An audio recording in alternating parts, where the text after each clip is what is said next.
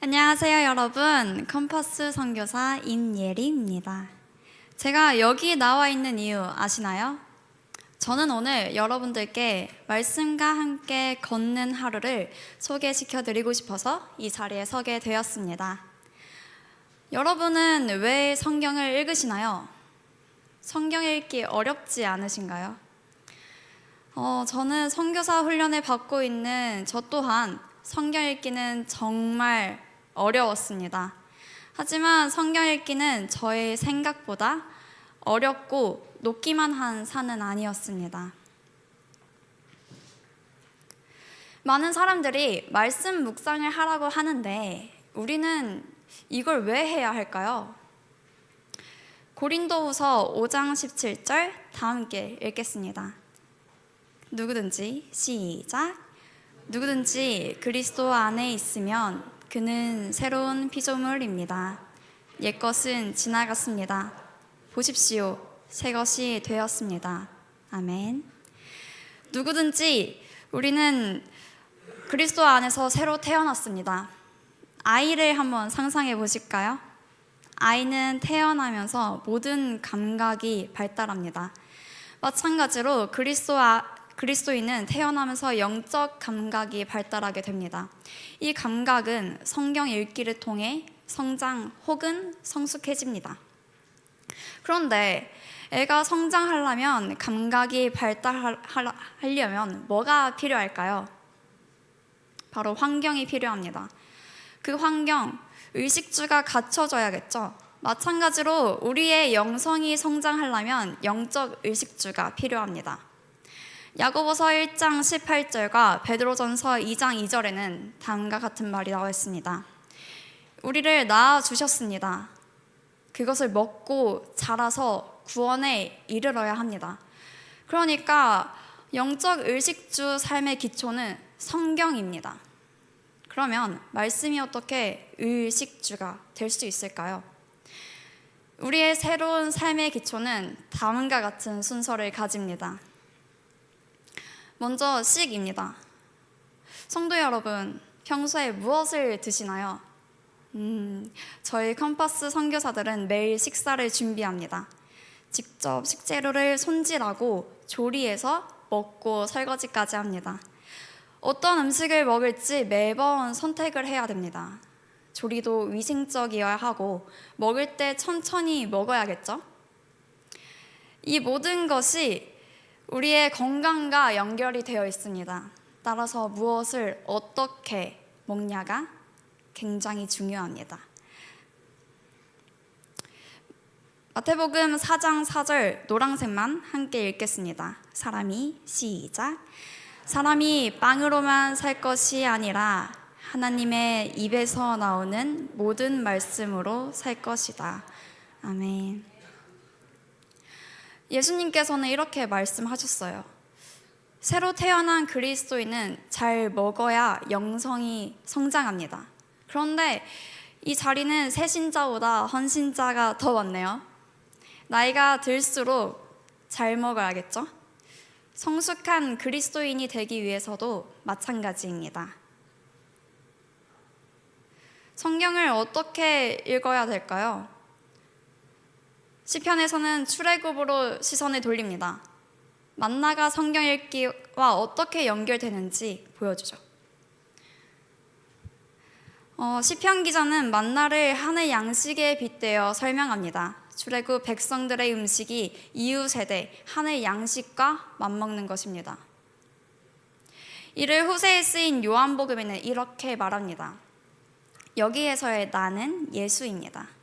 그러니까 예수님은 생명의 빵입니다. 그런데 예수님을 먹으면 영원히 산다고 합니다. 이런 음식이 땅에 있나요? 그러면 예수님은 생명의 빵이지만 이 땅의 음식이 아니니 하늘의 음식으로밖에 볼 수 있을까요? 이럴 때 아멘 하셔야 합니다. 아멘.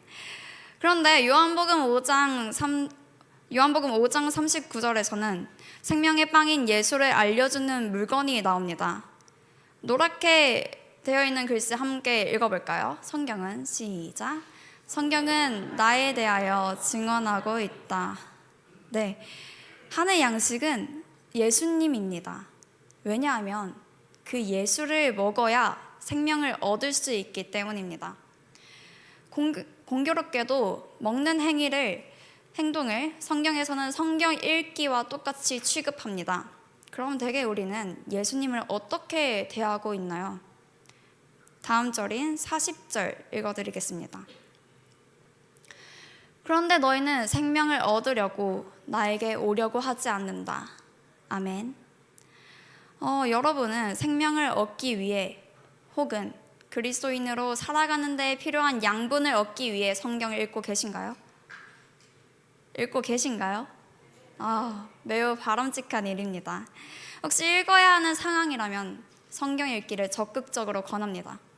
이 기회에 같이 해보시길 바랍니다. 두 번째 기초는 입다입니다. 옷을 왜 입을까요? 여러 가지 이유가 있겠죠. 나의 몸을 보호하기 위해, 나의 매력을 표현하기 위해, 또는 나의 신분이나 지위를 나타내기 위해서 입습니다. 하지만 우리는 새로 태어나며 새로운 옷을 입었습니다. 갈라디아서 3장 27절 같이 읽어보실까요? 여러분은 시작. 여러분은 모두 세례를 받아 그리스도와 하나가 되고 그리스도를 옷으로 입는 사람들이기 때문입니다. 아멘. 그리스도인의 새 옷은 어떤 옷이죠? 어떤 옷일까요? 네, 그리스도입니다. 그리스도를 옷으로 입는 사람들, 바로 우리입니다. 곧 우리의 옷은 그리스도입니다. 에베소서 4장 22절부터 24절에 보면 그리스도의 옷 입음에 대해 구체적으로 설명합니다. 노란 색깔 함께 보시겠습니다. 옛사람을 벗고 새사람을 입고, 아주 간단하죠? 다시 출애굽 사건을 생각해 볼까요? 이스라엘 백성은 홍해를 건너게 됩니다. 이때 그들에게 나타난 변화가 있습니다. 무엇일까요? 더 이상 노예가 아니라 자유민이 되었습니다. 즉, 신분이 바뀌게 된 거죠. 신분이 자유민이 되었다면 참으로 자유민처럼 살아야 합니다. 그런데 이들은 약 400년 동안 노예였습니다. 아버지도, 아버지의 아버지도, 그 아버지의 아버지도 노예였습니다. 이들은 자유민의 신분은 받았지만 자유민의 자질은 받지 못했습니다. 그래서 우리도 마찬가지입니다. 우리도 광야에서 40년 동안 노예라는 신분의 옷을 벗고 자유민이라는 새 옷을 입기를 연습해야 합니다. 자연인이 임예림의 옷을 벗고 그리스도의 임예림의 옷을 입어야 합니다. 바뀐 신분에 맞게 매일 입어야 합니다. 역시 그리스도를 옷 입기 위해서는 그리스도를 아는 것이 먼저입니다. 식에서 살펴본 것처럼 예수를 알고 예수를 먹는 것과 동일한 방법입니다. 예수를 알고 옷 입기 위해서는 무엇을 해야 될까요? 무엇을 해야 될까요? 네, 성경 읽기입니다. 세 번째 기초는 주 살다입니다. 여러분들께 먼저 질문을 드리고 싶습니다. 여러분들의 주소지는 어디인가요? 여러분들의 주소지는 여러분의 집이 있는 곳이겠죠? 하지만 이 주소지는 삶의 중심지입니다. 그 생각을 가지고 다음 성경절을 보겠습니다. 그리스도인은 이사를 한 사람들입니다. 곧 주소지가 바뀐 거죠. 우리의 주소지가 어디죠? 저는 이 말이 참 마음에 듭니다. 하나님이 사랑하는 아들의 나라로 우리를 이사하게 하셨습니다. 곧 예수님의 나라가 우리의 집입니다. 그래서 골로새서 3장 16절 17절에서는 이렇게 말합니다. 그리스도의 말씀이 여러분 가운데 풍성히 살아있게 하십시오. 아멘. 그리스도의 말씀이 우리의 삶의 중심지입니다. 바꿔 말하면 그리스도의 말씀이 그리스도인의 주소지이죠. 그러면 우리는 이 주소지에서 살아야 합니다. 이를 거한다 라고 하죠. 거한다는 나그네처럼 잠깐 한 곳에 머무는 것이 아니라 지속적으로 한 곳에 기거함을 의미합니다. 따라서 우리는 그리스도의 말씀에 거해야 합니다. 예수님 안에 머물 때 주신 약속이 있습니다. 요한복음 15장 7절. 무엇을 구하든지 이루어 주십니다. 예수의 옷을 입고 예수 안에 사는 사람은 무엇을 구할까요? 부귀와 영달을 구할까요? 아니면 예수님의 뜻이 이루어지기를 구할까요? 당연히 후자입니다. 왜냐하면 나를 먹이시고 입히시고 살게 하시는 분을 쫓아 성장하기 때문입니다. 우리는 그리스도의 새 생명이니까요. 매일 성경을 읽고 묵상하는 삶은 이렇게 정리할 수 있습니다. 이 말씀을 먹으라 하시고 매일 새 사람을 입으라, 마지막으로 내 안에 거하라. 이 초청에 응하고 싶으신가요? 네, 감사합니다. 그럼 구체적으로 이 말씀을 어떻게 먹고 어떻게 읽고 말씀 안에 거하는 그런 방법들을 직접 해보도록 하겠습니다. 지금부터는 실습입니다. 이 실습은 총 3단계로 이루어져 있는데요. 순서라고 보시면 됩니다. 함께 읽어보실까요? Stop, Stay, Step. 네. 먼저 Stop, 멈춤이죠. 우리는 왜 성경 읽기를 할 때 멈춰야 될까요? 컴파스 선교사들이 3주 동안 집중 훈련을 사슴의 동산에서 받았습니다. 정신없이 훈련하다가 망중앙처럼 잠시 쉴 시간이 있었습니다. 그때 쉬면서 주변을 보니 정말 아름다운 풍경들이 눈에 확 들어왔습니다. 마음이 너무 좋더라고요. 그래서 하나님께 정말 감사했습니다. 그리고 저는 이 풍경들을 눈에 담으면서 시간을 보냈습니다. 또한 학교 다닐 때 제 기분이 하루를 좌우했습니다. 시험이 일주일을 끌고 갔고 친구와의 약속이 시간을 지배했습니다. 그런데 성경을 읽으려면 멈춰야 합니다. 그만두어야죠, 그것들을. 스마트폰은 멀리 떨어뜨려야 합니다. 그 친구도 쉴 시간이 필요합니다. 멈춤, 이것은 매우 용기 있는 행동입니다. 위의 글을 함께 읽어보실까요? 누군가를 몰아가는 대로 살지 않겠다는 거룩한 저항.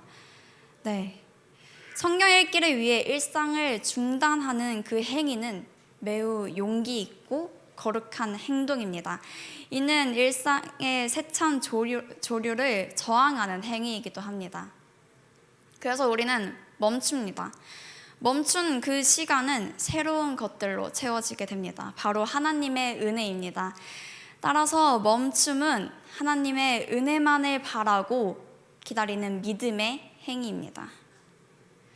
마가복음 6장 31절 다 함께 읽겠습니다. 그때 시작. 그때 예수께서 그들에게 말씀하셨다. 너희는 따로 외딴 곳으로 와서 좀 쉬어라. 거기에는 오고 가는 사람이 하도 많아서 음식을 먹을 거를 조차 없었기 때문이다. 아멘. 왜 예수님께서는 잠깐 좀 와서 쉬라고 하셨을까요? 그 당시에 이런 일들이 있었습니다. 헤롯은 화려하고 무절제한 잔치를 벌였습니다. 거의 같은 시기에 제자들은 자신들이 했던 그 사역의 성과에 들떠 있었습니다. 그리고 그때의 무리들이 예수님께 몰려와 갖가지의 어려움들을 토로했습니다. 동시에 율법학자들은 예수님과 토론하여 자신들의 입지를 강화하기 위해 이용하려고 했습니다. 몇몇은 왕으로 추대하고자 예수를 찾았기에 환경이 엄청나게 소란스러웠겠죠. 하지만 예수님은 그런 것들에 성급히 반응하시지 않으셨습니다. 멈추셨습니다. 일상의 거센 조류에 휩쓸리지 않기 위해 거룩한 저항을 하신 것입니다. 예수님은 오히려 잠깐 조용히 있을 곳을 찾아갔습니다. 왜냐하면 그래야만 제대로 그런 일들에 대응할 수 있기 때문입니다. 바로 그 멈춤이 오병이어를 통해 메시아의 잔치를 배설할 수 있게 하였습니다.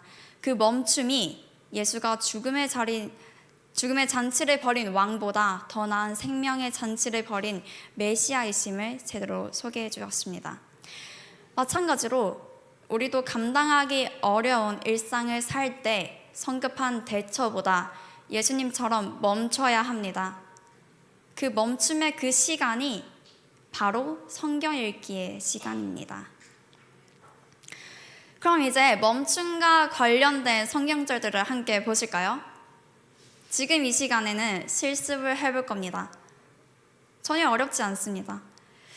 옆 사람과 이야기를 나눌 거예요. 지금 당장 옆 사람과 함께 짝을 지어주시기 바랍니다. 상대의 눈빛을 외면하지 말아주세요. 2-3명 정도 잡아주시기 바랍니다. 2명으로 잡아주세요. 네, 다 잡으셨나요? 그러면은 두 분이서 이 4개의 성경절들을 천천히 입으로 읽어주세요. 번갈아 가면서 입으로 읽어도 좋습니다. 시작.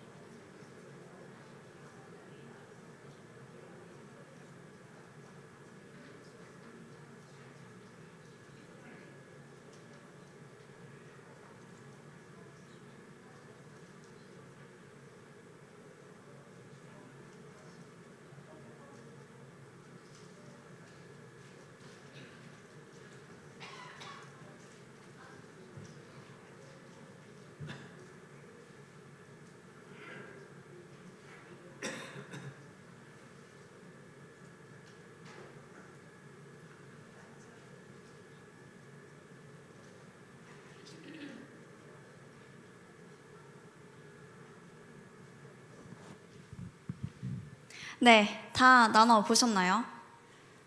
조정혜 집사님, 어느 성경절이 가장 마음에 와닿으셨나요?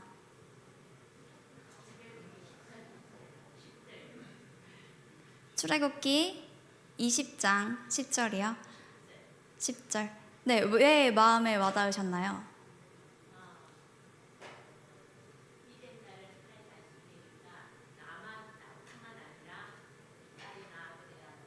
아,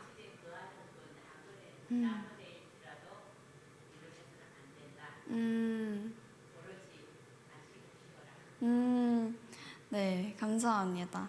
다 함께 박수 쳐주시기 바랍니다.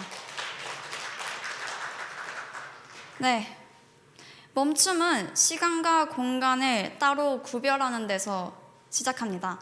어느 정도의 시간이 필요할까요? 네, 2-30분이면 충분합니다. 그러면 어떤 장소가 좋을까요? 어떤 장소가 좋을까요?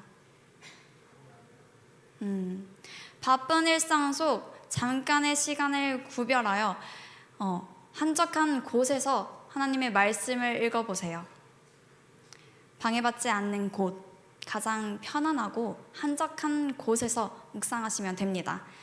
시간과 장소가 정해졌다면 멈춰서 기도하세요. 기도는 단순한 정지가 아닙니다. 말씀을 보기 전에 하나님의 말씀을 듣게 해달라는 간절한 간구로 짧게 하시면 됩니다.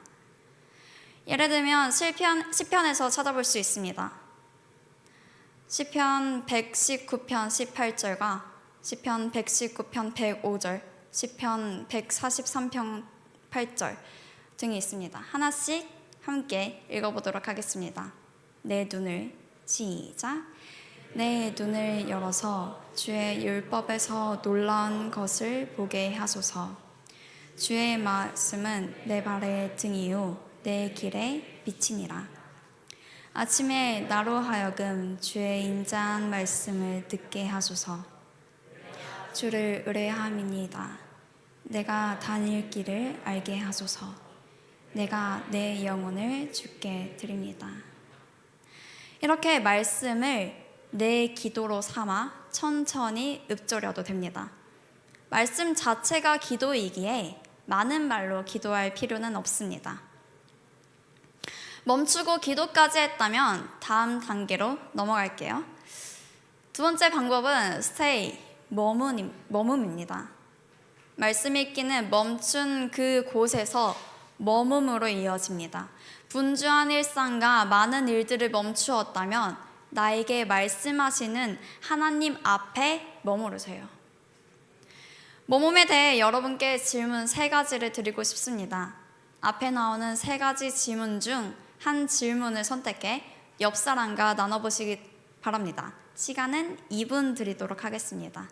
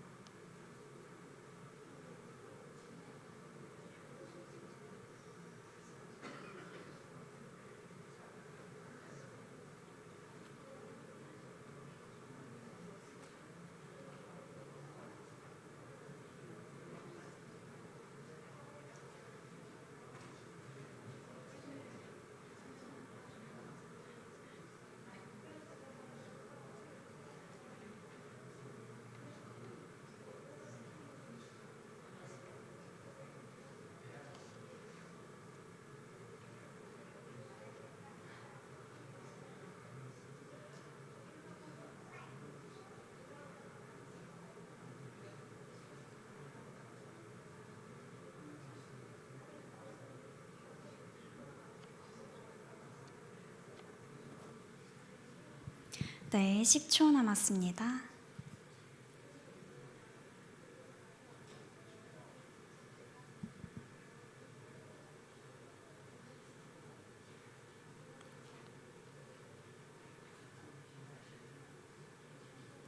네, 이제 나눠주기를 멈추시고 저에게 집중해 주시기 바랍니다. 머뭅은 총 전반부와 후반부로 나눠집니다. 머뭅의 전반부의 시간은 말씀 읽기입니다. 말씀 읽기에는 총 3가지의 읽기가 있습니다. 첫 번째 읽기는 천천히 소리내어 읽기입니다. 여러분들의 눈, 입, 귀 모두 동원하세요. 보고, 읽고, 듣는 시간입니다. 이때 핵심은 줄거리를 대강 파악하는 것입니다. 말 그대로 대략적인 스토리를 2문장 정도로만 말할 수 있으면 됩니다. 두 번째 읽기는 소리 내어 읽되 필기구로 중요한 구절이나 눈에 띄는 표현을 표시하는 것입니다. 네, 여기서는 본문이 말하고자 하는 바를 발견하는 그러한 과정입니다. 세 번째 읽기는 내가 이해한 줄거리를 2-3문장으로 적어보는 것입니다. 그리고 읽으면서 생긴 질문이나 깨달은 내용도 적어보는 그러한 시간입니다. 정말 쉽죠? 네. 그럼 이제 또다시 실습을 해보도록 하겠습니다. 저희 실습 종이 다 받으셨나요? 혹시 못 받으신 분 계실까요? 네, 없는 것 같습니다. 그러면은 위 성경절들을 읽고 첫 번째 단계부터 세 번째 단계까지 같이 해보겠습니다. 이렇게 실습을 할 때 나누는 시간도 드릴 텐데 그 시간은 조금 짧을 수도 있다는 점 양해 부탁드립니다. 그럼 이제 먼저 멈춰 볼게요. 휴대폰은 무음 또는 진동으로 실습지와 필기구를 꺼내놓고 눈을 감고 잠시 기도하겠습니다.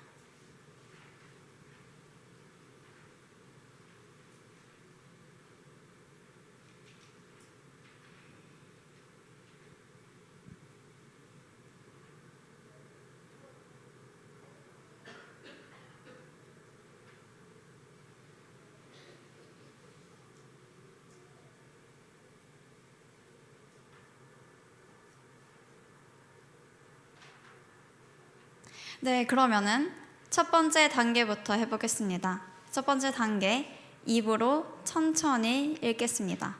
입으로 읽으셔야 합니다. 그리고 이때 입으로 읽으면서 스토리를 한두 문장으로 말할 수 있으면 됩니다. 함께 읽겠습니다. 복 있는 사람은 악인의 꾀를 바르지 아니하며 죄인의 길에 서지 아니하며 원한 자의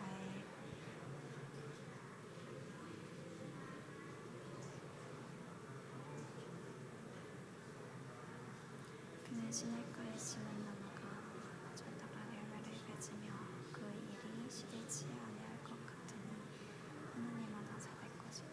그러나 악인은 그렇지 않으리라. 한날 바람에 흩날리는 족정이와 같다. 그러므로 악인은 심판받을 때에 물에 가두지 못할 것이며 죄인은 의인의 모임에 참여하지 못한다. 그렇다. 의인의 길은 주님께서 인정하시지만 악인의 길을 알 것입니다. 네, 입으로 천천히 읽으셨다면 대강의 스토리를 옆 사람과 나눠보세요. 2분 동안 나눌 텐데 교대할 때 알려드리겠습니다. 너무 길게 하지 마시고 한 사람당 1분 안에 말씀해 주세요.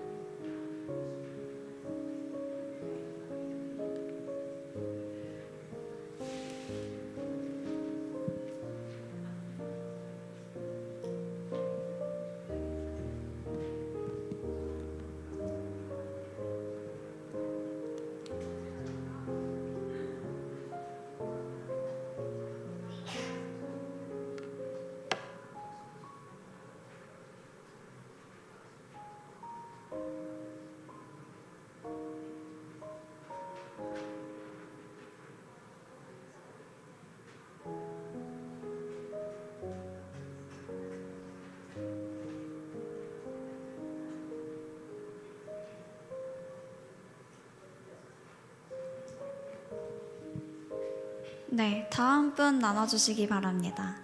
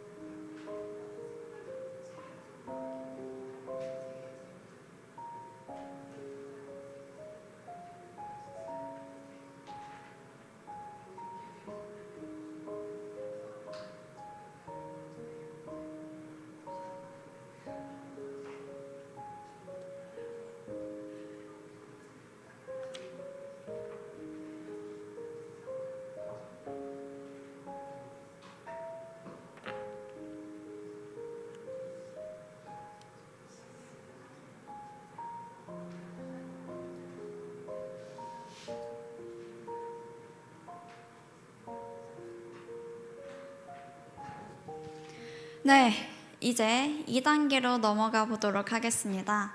2단계에서는 표시하면서 읽겠습니다. 이때도 똑같이 1단계와 천천히 입으로 읽으시면서 손으로 중요한 부분이나 와닿는 부분을 표시하면서 읽어보도록 하겠습니다. 복 있는 사람은 악인의 길을 따르지 아니하며 죄인의 길에 서지 아니하며 없는 자의 자리에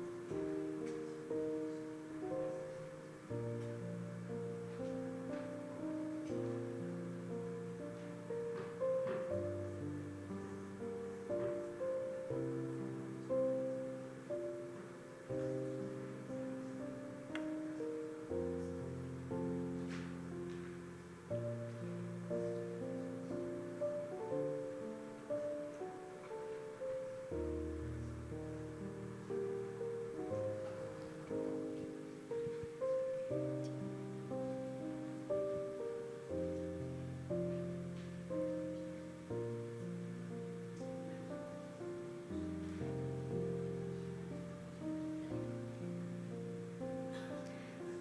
13분에 다 같이 나눠보도록 하겠습니다.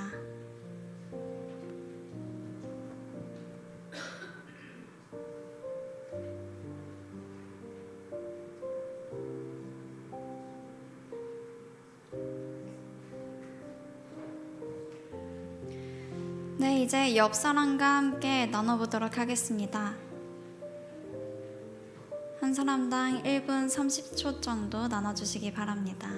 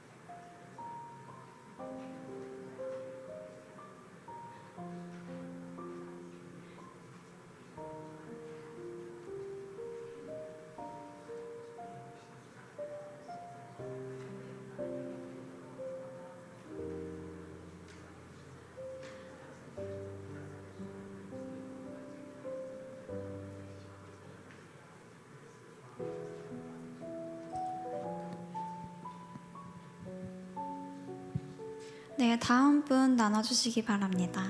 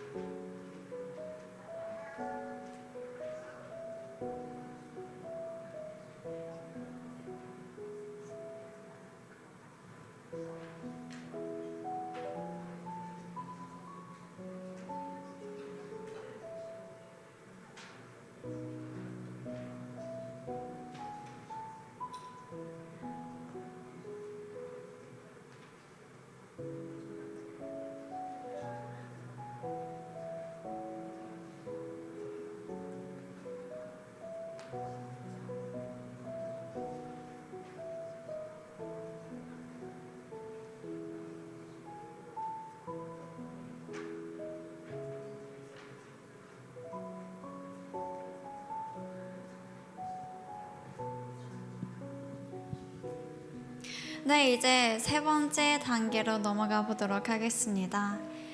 세 번째 단계에서는 똑같이 읽으면서 내용을 요약하거나 발견, 그리고 깨달은 것을 적어보는 시간을 갖도록 하겠습니다. 지금은 숙고하는 시간입니다. 옆 사람과의 이야기가 아닌 혼자 하는 시간을 가지도록 하겠습니다. 많은 것을 적을 필요는 없습니다. 많은 것이 아닌 한 가지 정도만 적어주시기 바랍니다. 4분 드리도록 하겠습니다.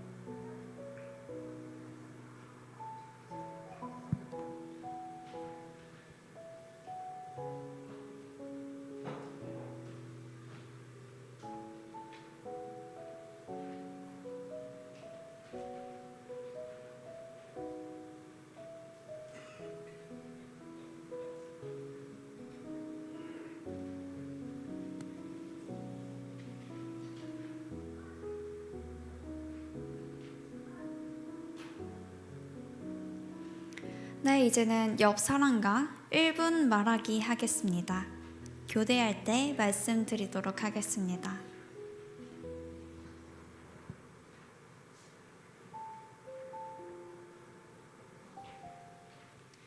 자신이 발견한 것들을 옆 사람과 함께 나눠보시기 바랍니다.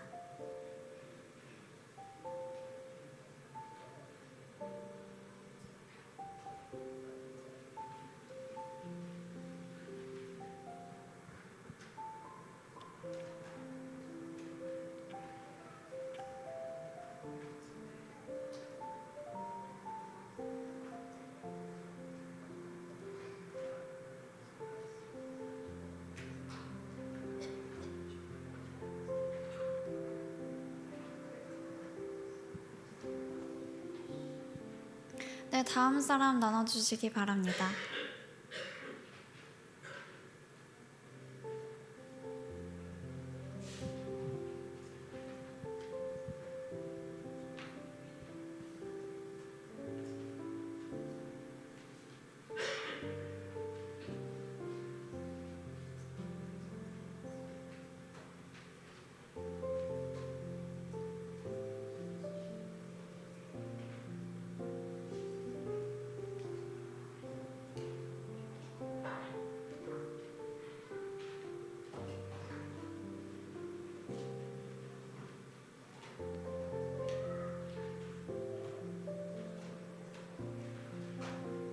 네, 이제 나눠주기를 멈춰 주시고요. 저에게 집중해 주시기 바랍니다.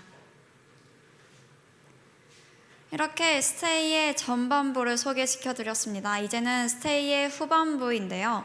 스테이의 후반부는 성경 속에서 발견하는 것입니다. 대부분은 위의 질문에 대답을 하는 것입니다. 오늘 본문을 통해 드러난 하나님은 어떤 분이세요? 어떤 의도로 시편 1편을 기록하셨을까? 한번 생각해 보시기 바랍니다. 그리고 그것을 잊어버리지 않게 한번 적어 보시기 바랍니다. 3분 동안 해보시기 바랍니다.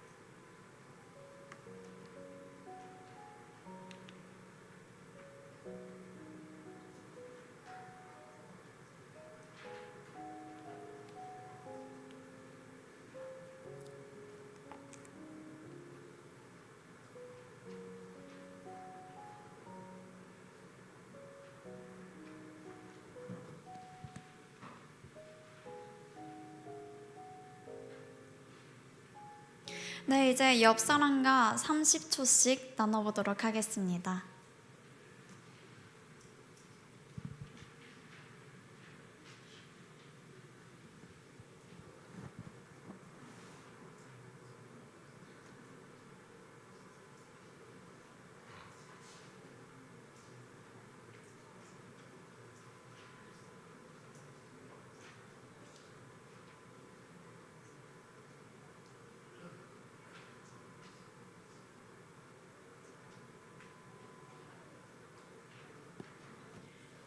다음 사람 나눠주시기 바랍니다.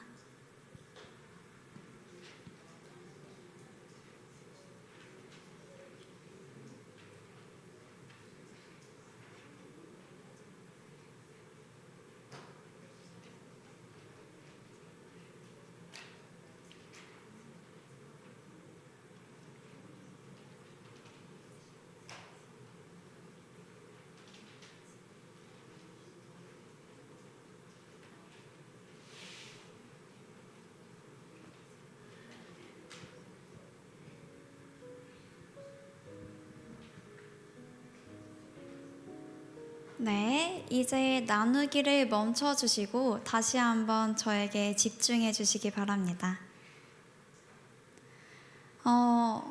여러분들은 어떻게 발견해 보셨나요? 제가 발견한 것을 짧게 나눠보도록 하겠습니다. 저는 2절을 한번 나눠보고 싶은데요. 2절은 의인의 추구할 바를 알려줍니다. 말씀을 아침 저녁으로 묵상하는 삶인데요. 악인의 꾀가 아닌 말씀을 따르고 죄인의 길이 아닌 그리스도의 길 위를 걸으며 오만한 자의 자리가 아닌 말씀을 듣는 이 자리, 묵상의 자리로 나아갑니다. 아침 저녁이란 말은 자주라는 의미도 되지만 몰입으로 이해해도 좋을 듯합니다. 말씀을 읽고 기회가 될 때마다 숙고 깊은 생각을 하는 사람에게는 복이 있습니다. 이렇게도 발견을 해보실 수 있습니다. 하지만 사람마다 보는 관점이 다르기에 제가 발견한 것이 아니라 여러분들의 발견한 것이 또 다를 수도 있습니다. 다음 단계는 스텝 살아내다입니다. 말씀 읽기와 성경 속에서 발견하기 과정을 거쳤다면 우리의 생각과 삶의 태도도 바꾸고 싶어질 것입니다. 이러한 생각을 하나님께 맡겨 조율하는 것이 바로 나아감의 단계입니다. 대부분의 적용을 실천해야 할 행동으로 오해합니다. 적용의 핵심은 읽고 발견한 것들을 내 삶에 연결하는 것입니다.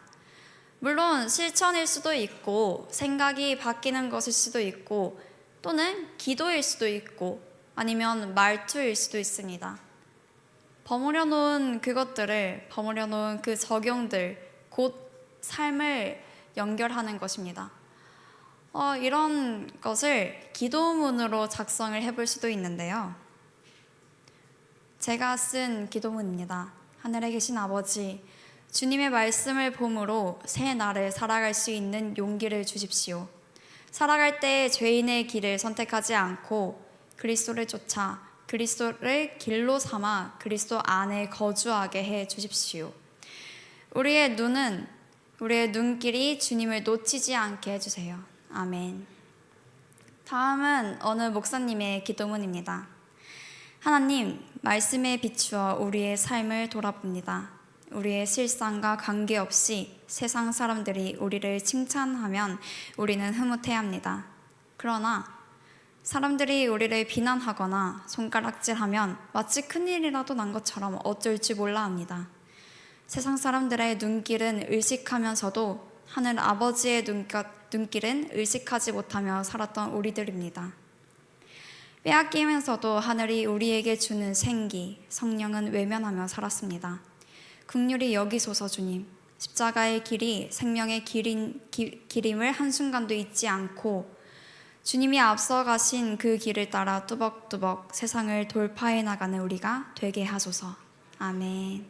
이렇게 기도문을 작성해 하루에 2번씩, 아침, 저녁으로 나눌 수도 있겠죠. 이렇게 오늘 작성한 그 기도문을 하루에 2번씩 읽으면서 자신의 삶에 적용해 보시기 바랍니다. 어떠신가요? 말씀 묵상 어려우신가요? 아주 생각보다 간단하고 시간도 오래 안 걸린 것 같죠? 네, 다음 주에는 직접적인 실습이 있을 예정입니다. 다음 주에도 꼭 참석해 주시기 바랍니다. 말씀 묵상 워크숍을 끝내며 여러분이 참 양식을, 생명의 빵을 매일매일 맛있게 드시기 바랍니다. 감사합니다.